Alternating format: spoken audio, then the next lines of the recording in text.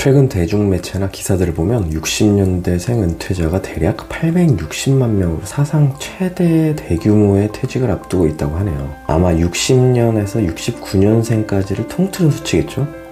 저희 회사만 봐도 60년대생은 임원이고 70년대생 초반생들이 부서장인데요. 40대 팀장이다, 연공설 파괴다, 뭐다 해도 아마도 아직 한국의 대부분의 실세를 담당하는 분들이 60년대생 중후반에 태어나신 분들인가 봅니다. 아마 이 영상 보시는 분이나 주변에 많은 분들이 그렇지 않으신가요? 아마 이분들은 이제 몇 년 후면 대부분 은퇴를 앞두고 계실 텐데요. 실제 60세까지 일하고 은퇴하시는 분들이 생각보다 많지는 않은 것 같습니다. 우리나라의 평균 은퇴 연령이 49세 정도라고 하는데요. 저희 회사 기준 60세까지 일하시는 분은 정말 고위 임원이나 고문직 아니면 매우 우수하신 인재로 대우받으시는 분들인 것 같고요.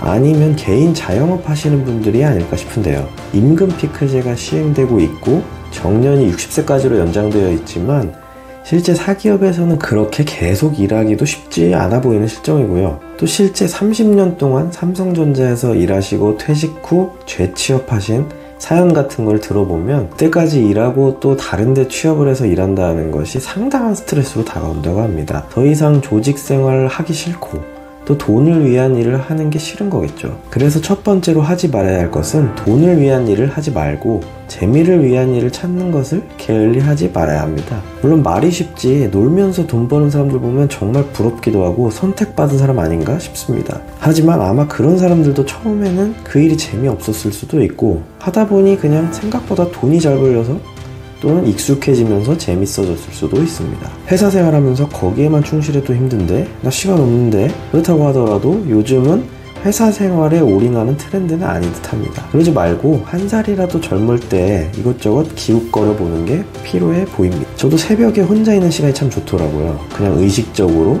탐색해 보는 겁니다. 주변에서 이상하게 생각하더라도 말이죠. 두 번째는 무리한 투자, 대출 만들기를 하지 말아야 합니다. 무리한 투자는 사실 돈을 위한 일이면서 어느 정도 도박적 요소까지 가미된 정말 위험한 한탕주의 같습니다. 물론 투자를 정말 전문적으로 잘 하시는 특출난 분들은 그냥 계속 잘 해나가시면 되겠지만요. 대출받아서 주식이나 부동산 투자 또는 여기에 저같이 소비까지 가미된 생활 패턴을 유지하다 보면 투자가 잘 돼서 수익이 나면 그걸 대출 갚는데 쓰진 않고 계속 돈이 들어올 거라 생각하고 또 다른 투자를 이어가든지 아니면 소비로 써버리면서 악순환이 시작되는 것 같습니다. 이런 경험 한 번쯤은 있지 않으신가요? 대출도 영원할 것 같지만 직장의 명함이 주는 파워와 신용, 이것도 무시 못할 혜택인데요. 실제로는 다 갚아야 될 빚인 걸 계속 인지하고 피눈물 나는 노력과 절제로 갚아 나가야죠. 어느 순간 기회가 왔을 때 대출 때문에 과감히 퇴직도 못하고 족쇄처럼 잡혀 사는 기분이 참 별로거든요. 퇴직 전이야 혹시 어느 정도 여유가 되시는 분들은 퇴직 바로 전에 약간의 대출을 받아 놓으면 그래도 1년 정도는 더 유용할 수 있으니 이런 부분은 인지해 놓으면 좋을 것 같네요. 퇴직하면 신용이 0이 될 테니 신중히 생각해 보셔야 됩니다. 세 번째, 아무것도 모르는 분야나 해보지 않은 것에 모든 것을 걸지 말자라는 겁니다. 요즘은 어떤지 모르겠지만 퇴직금에 대출까지 받아서 치킨집이나 커피집, 프랜차이즈, 피자 이런 거 한때 유행이었던 것 같은데요. 요즘은 탕후루가 또 유행이더라고요. 근데 보시면 정말 오래가는 프랜차이즈 잘 없지 않나요? 마라탕이나 무인점포 같이 그나마 유지되는 곳이 있는 것 같은데요. 자금 여유가 많으면 뭐 마음대로 하는 건데요. 막연히 그냥 될 것 같아서 모든 걸 걸고 하는 건 점점 나이 들수록 자제해야 하지 않나 싶습니다. 네 번째는 현 직장에 너무 올인하지 말자. 현 직장이 미래를 위한 기술을 배우는 일이고 재미있으면 그냥 계속 하면 됩니다.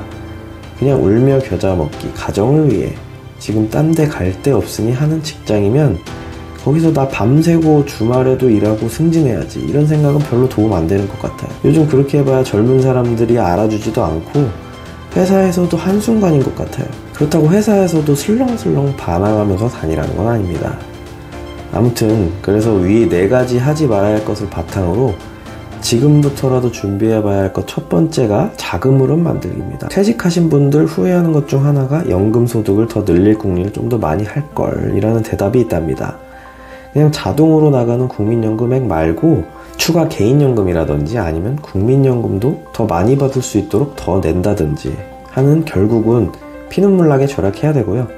아니면 부업 투잡 뛰셔야 되고요. 아무튼 욜로 하지 말고 나중을 위해 3번 더 신중히 생각해보는 지혜가 필요해 보입니다. 요즘은 집이라도 있으면 나중에 주택연금도 있긴 한데 이것도 하나의 방편으로 넣어봐도 될 것 같고요. 월지급식 상품, 은행이나 증권보험사 같은 데 나오는 것도 잘 생각해봐야 될 것 같습니다. 두 번째는 해보지 않은 것들 해보기, 무리한 투자 해보기입니다. 이건 상황을 봐서 적당히, 저는 둘 다 해보고 있는데요. 회생 신청까지는 아직 안 해봤지만 거의 궁지에 몰려서 집을 판 적도 있고요. 현재도 레버리지를 동반한 사업 투자를 진행 중입니다. 투자는 잘 되다가 한순간에 상황이 안 좋아져서 소위 말하는 물려있는 상태고요. 처음엔 괴롭지만 나중엔 언젠가 오르겠지 하고 있고요.